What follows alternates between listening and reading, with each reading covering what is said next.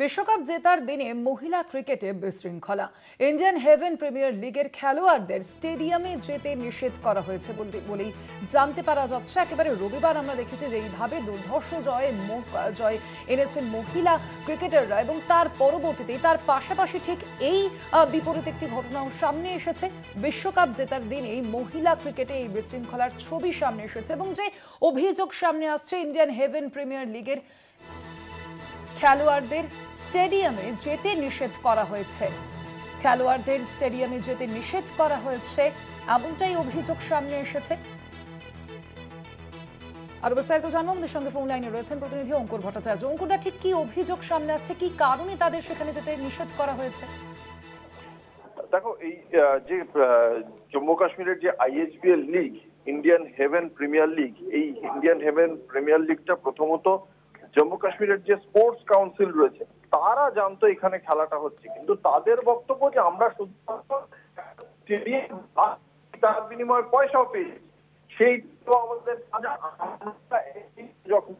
এবং সেই জায়গা থেকে একই সঙ্গে এই যে আইএইচপিএল লিগটা বিসিসিআই বা জম্মু কাশ্মীরের যে ক্রিকেট অ্যাসোসিয়েশন রয়েছে তাদের দ্বারাও স্বীকৃত নয়। কিন্তু এই লিগটা চলছিল, দেশ বিদেশের খেলোয়াড়রা উপস্থিত ছিলেন, কিন্তু তাদের থেকে শুরু করে ক্যাটারিং, বাস ড্রাইভার এবং অন্যান্য যে সমস্ত পরিষেবার সঙ্গে যুক্ত ব্যক্তি কাউকে কোনো পয়সা দেয়নি এই সংস্থার লোকেরা, এবং আয়োজকরা জাস্ট শ্রীনগর থেকে পালিয়ে গিয়েছে। এবং এদের যেদিন শনিবার এবং সোমবার, আর দুটো ম্যাচই বাতিল হয়ে গিয়েছে, শনিবারের আগেই একজন খেলোয়াড় সে বলেছিল তার সেই সময়ের মধ্যে তার যে প্রাপ্য টাকা ছিল সেই টাকা তাকে দেওয়া হয়নি, যে কারণে সেও পুরোপুরি ভাবে এই লিগ থেকে বেরিয়ে যায়।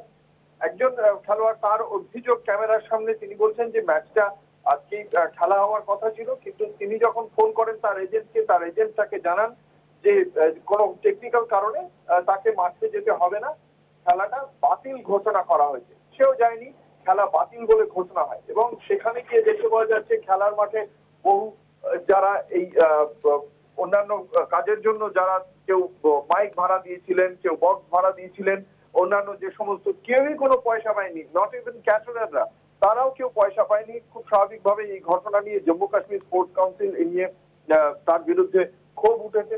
যদিও জম্মু কাশ্মীর ক্রিকেট কাউন্সিলের পক্ষ থেকে বলা হচ্ছে তারা কোনোভাবেই যুক্ত নয়। গোটা ঘটনায় স্পোর্টস মিনিস্টার রয়েছেন যিনি ক্রীড়া মন্ত্রী জম্মু কাশ্মীরের, তিনি বলছেন গোটা বিষয়টি খতিয়ে দেখা হচ্ছে।